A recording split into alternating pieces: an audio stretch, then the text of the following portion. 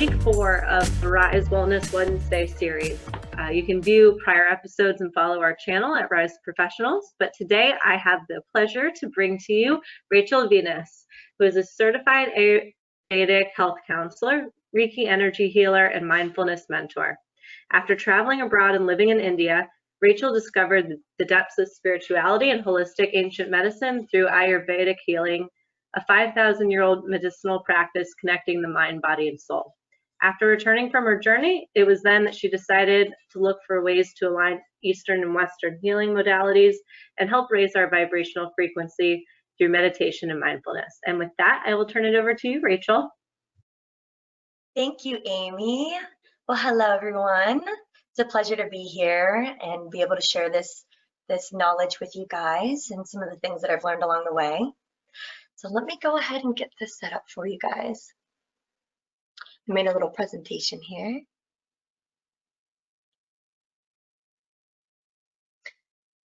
So we're going to be talking about Ayurveda, mindfulness, and I'm also going to be teaching you a little meditation called Nadi Shodhana. That's an ancient Indian practice. So like Amy said, I am an Ayurvedic health counselor. I'm currently studying to be a practitioner, and I actually graduate in a few months. So I'm very excited for that.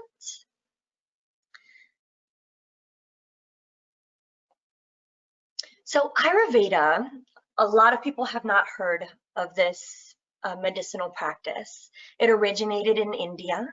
It's one of the oldest holistic healing modalities that we have today, and it's been around for about 6,000 years. It's known for connecting the mind, body, and soul, and it's a consciousness-based approach that brings harmony and balance to your physical bodies and your mental bodies. What's so beautiful about Ayurveda and what's different and sets it apart from a lot of practices is it really focuses on your energetics.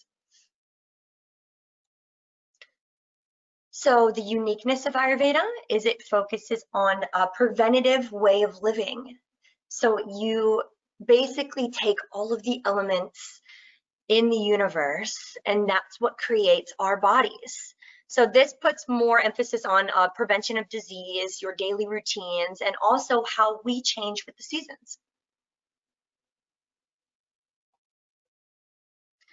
So the basic principles of Ayurveda that we use is we use all of the elements. The elements include fire, air, earth, water, and ether, which is space. And with all of these elements, it creates every living thing in our lives. It's in our food, our plants, in all of our spices. So even in nature, anything in nature. And we as well are the same. We're created with all of these elements.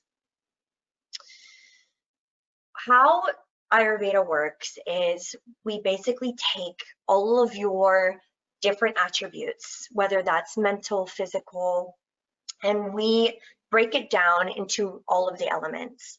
And that in turn is called your biological constitution, your dosha. So Vata means that it is air and ether. Pitta element means that it's fire and water, and Kapha means the earth element and water. And so we are combined with all of these, but predominantly you figure out your constitution and what you're born with. We call it your prakriti. So in Ayurveda, once we figure out what your constitution is, let's say, I'll give you an example. I'm predominantly Vata. I was born that way. I have a very bubbly personality. I have very dry skin. And so naturally what I want to do once I discovered Ayurveda and I figured out this is what I need in order to be balanced, I realized I needed more of the Kapha element to be in my diet. I needed more of the Kapha environments to be surrounding me. So that is what brings me more balance in my lifestyle. And it's the same with, let's say that we take Pitta, we take a fire element. If you know anybody that gets very agitated easily and they have a very sharp intellect. They always want to go, go, go. They're always getting things done. They put everything in their planners. Those are probably going to be your Pitta. That's the fire element. And how do you balance them out? If you give them too much of spicy foods, oily foods, that's just going to add into the fuel to their fire, per se.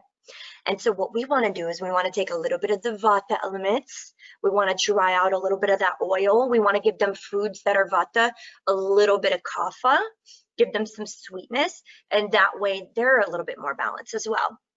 And then if we take somebody that's Kapha, the earthy element, those are people that are very grounded. They're very slow paced. They don't really get agitated very much.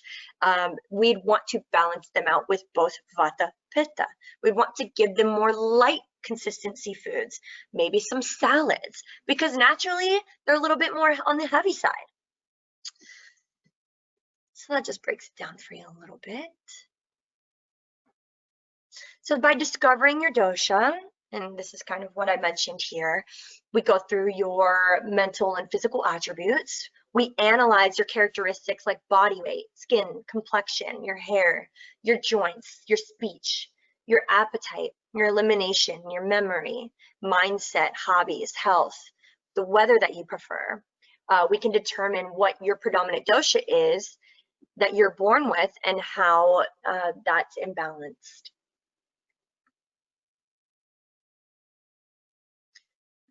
So Vata people, again, we are all of these elements, but Vata people tend to be more dry skin, thin fingers, have a hoarse voice, hyperactive.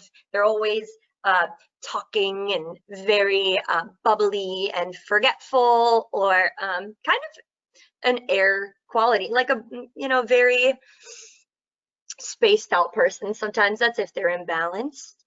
Then we have the Pittas, who are very strong personalities. They have a glow to them, a little bit more red pigmentation in their skin. They have regular bowel movements. They can become very irritable. They're determined. A lot of times, someone that's ahead of a company, you'll see a Pitta energetics because they're very driven. If they're imbalanced, you tend to see fevers, heartburn. Heartburn is a Pitta symptom, and they prefer cool temperatures. So for Kapha types, they tend to be larger bodies. If you see someone that is overweight, that is a Kapha body. They're heavy, have thicker hair, deep voice. They sleep very well and very deep. They don't like as much movement. They're not typically fond of going out and going on a hike. They're very slow and steady. They have a good appetite. They're sluggish, a calm personality. And then if they're imbalanced, they have a lot of congestion, allergy symptoms, and they prefer more warm, dry weather.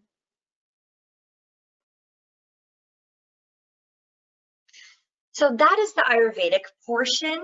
But now I'm going to go ahead and teach you some different mindfulness techniques. With that being said, what Ayurveda also is a very conscious-based practice. So mindfulness goes hand in hand with this. A lot of people they've heard of mindfulness, they're not really sure exactly what that means. And it really is being consciously aware to the present moment.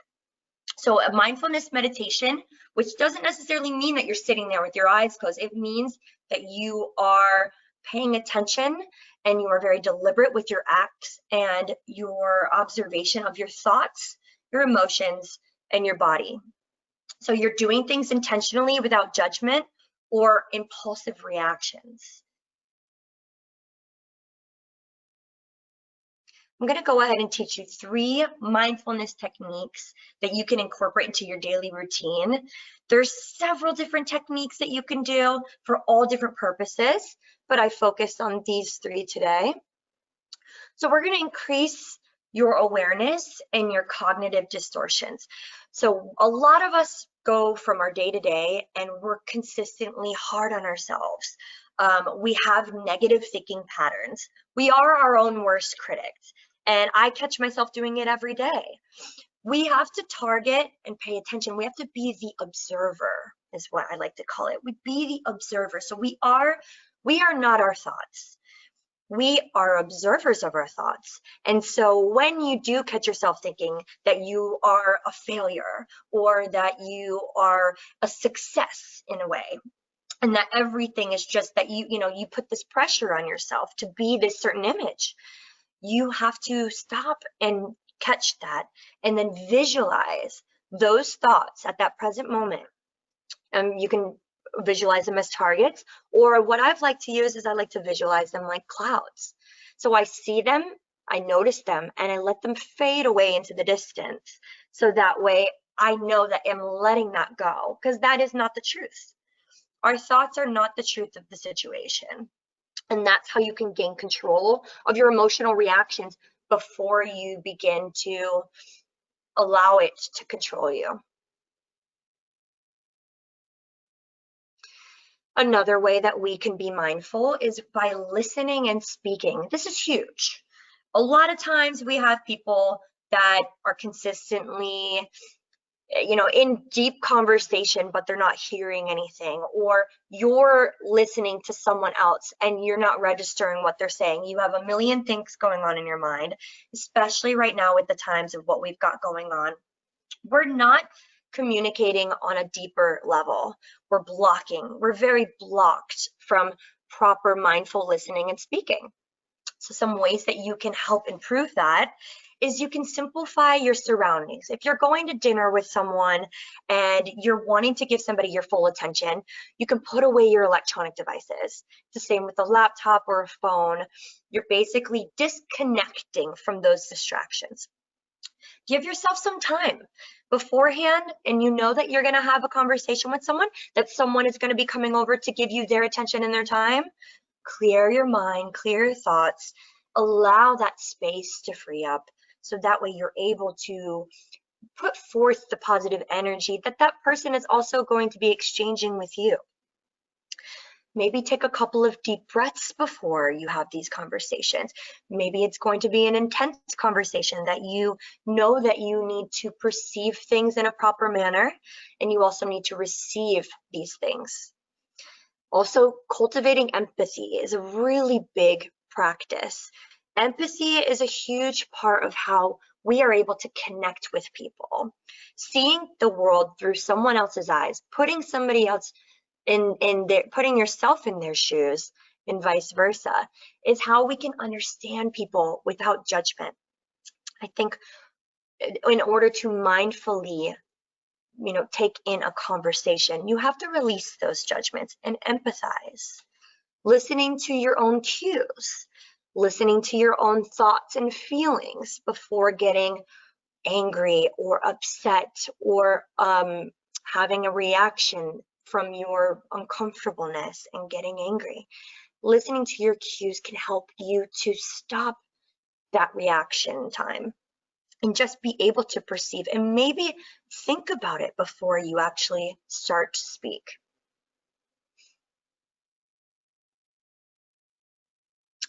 Enjoying food mindfully is a big one. We practice this very much in Ayurveda as well. When we look at food as energy, everything is digested and giving us our nourishment. So by being mindful of the way that you're eating is going to play a huge part in your everyday life. This is going to help your mindset. It's going to help the way that you feel. And also it's going to put forth a good positive frequency into your food. So this is a massive one. So to help reduce emotional eating and establish healthier food behaviors, start with creating a shopping list. We all know that when we're hungry and we want to go grocery shopping, our minds can take over and we'll get anything that our cravings will desire. I know I've done it a million times, but when I have a shopping list, it's very easy for me to stick to the foods that I know that I need. Also starting with small portions. We don't really need large portions of food. Actually, the biggest portion of your food should be at lunch, according to Ayurvedic principles. Your breakfast in the morning can also be a good size, but your dinner needs to be the smallest portion. You want your body to be able to digest that properly and for you to wake up feeling nice and refreshed. So starting with small portions is how you can eat a mindful meal. Taking smaller bites, appreciating your food. That's a big one. Also, like I said about the frequency, you're going to want to put good energy into your food. You're going to want to feel that joy of the nourishment that's being given. Chewing thoroughly is how your body's going to digest it well. And digestion is really the epitome of our mental state. You know, science has proven that our guts are directly connected to our minds and our brains. So you're going to want to chew your food properly. That way our guts are able to receive all of the benefits that our food is giving us. And by eating slowly, that's going to also let you enjoy your meal and let that digestion process work fully.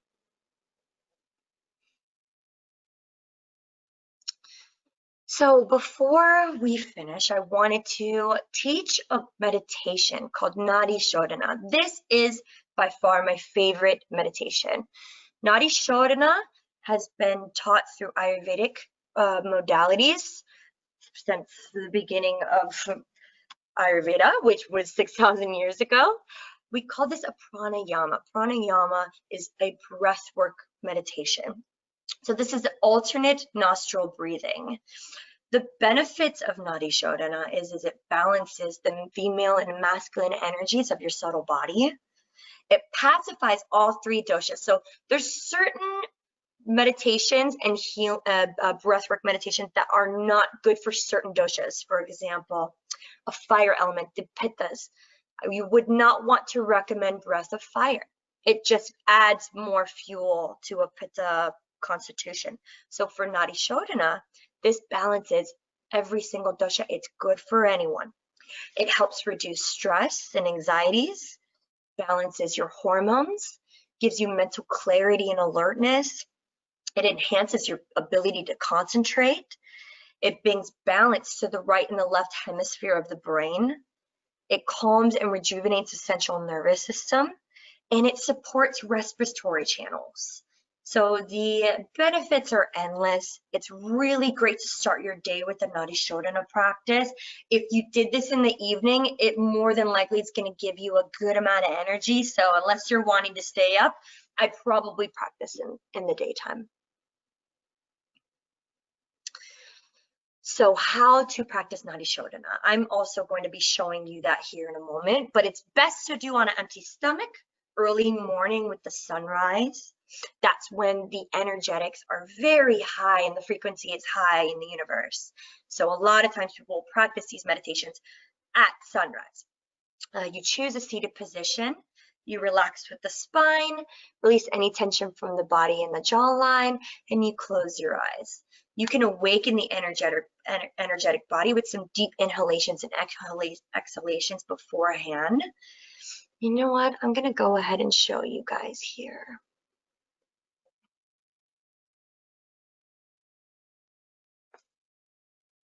Hello. Okay.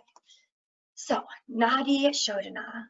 So you're going to take you can sit in a seated position as I am. You can sit up in a chair. You can put your back against the wall. However you'd like to sit in a comfortable seated position. But you take your index finger and your middle finger and you place it on your third eye. And you use your right hand. So what's going to happen here is your thumb is going to be closing your right nostril, and your ring finger and your pinky are going to be on your left nostril. So what you'll do is you will take an inhalation by pressing your thumb against the right nostril, and you'll breathe in with your eyes closed. You'll hold the breath for a moment. And you'll exhale through the left nostril. And then you'll breathe in through the left nostril.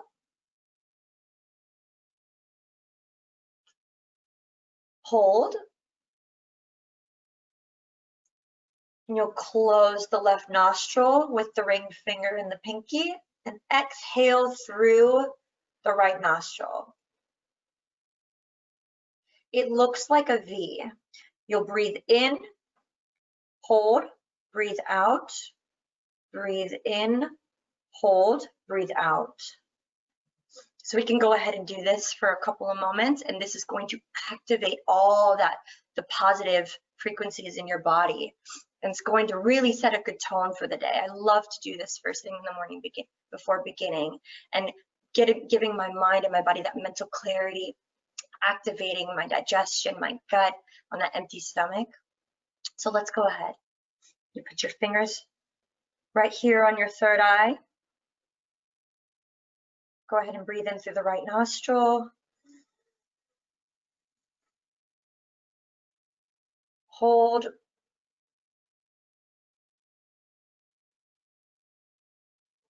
Open the left nostril.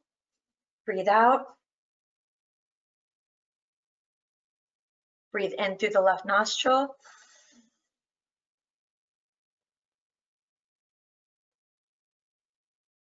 Hold.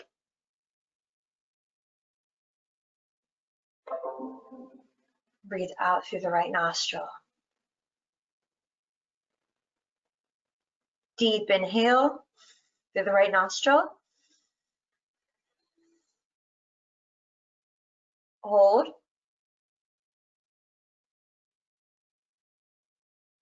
Exhale through the left nostril. Breathe in.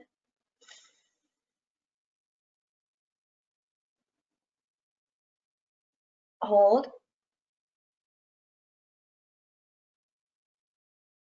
Breathe out through the right.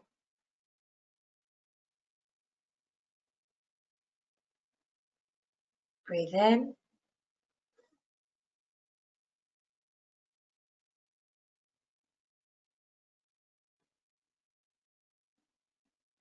And breathe out.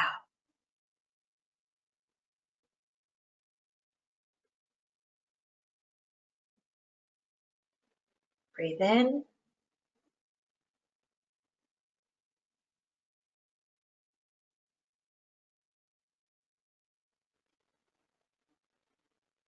And breathe out.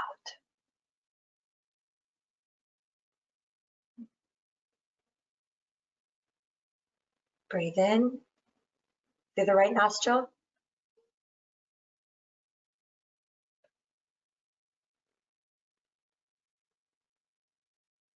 And breathe out through the left.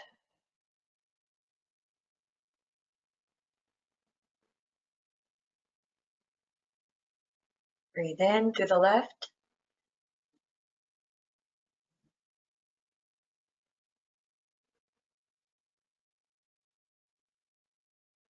And breathe out through the right.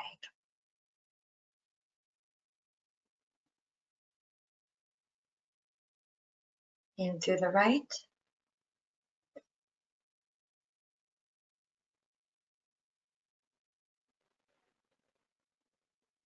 Out through the left.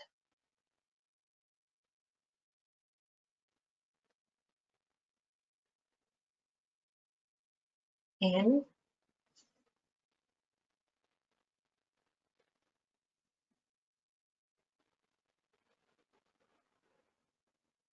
And out through the right.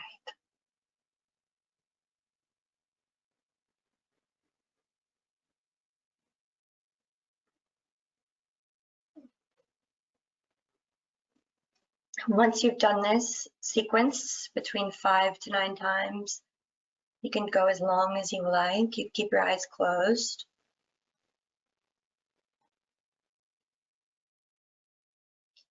You can go ahead and just take some deep breaths.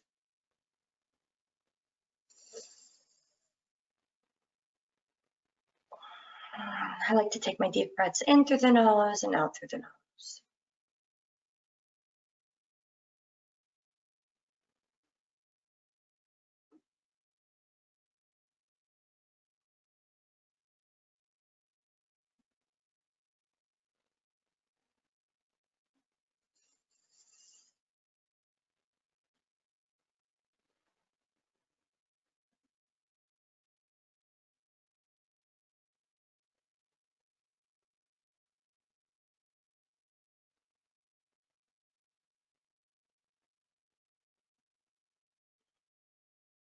You can feel that energy stirring in your body.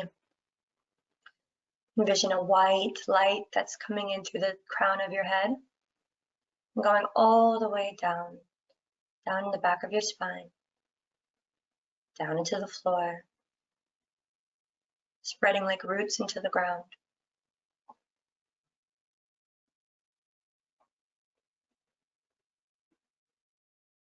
And you're connected to everything in this vast universe.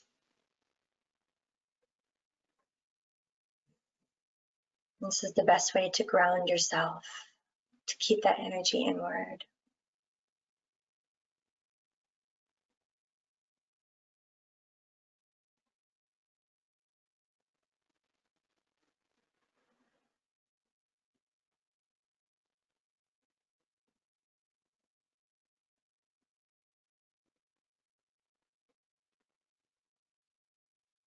But then with your eyes closed, look up to the crown of your head and see that white light, that bright golden light.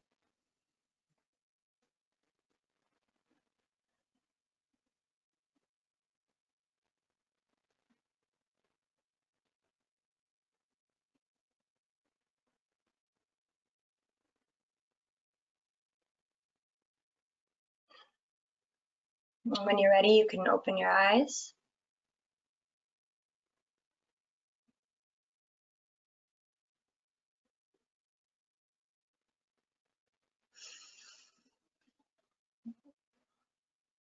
So if anybody has any questions for me, I'd love to go ahead and answer. Yeah, thank you so much, Rachel. That was amazing. If you do have questions, you can go ahead and put them in the chat. And Rachel, if anyone wants to get in touch with you after this, how can they do that?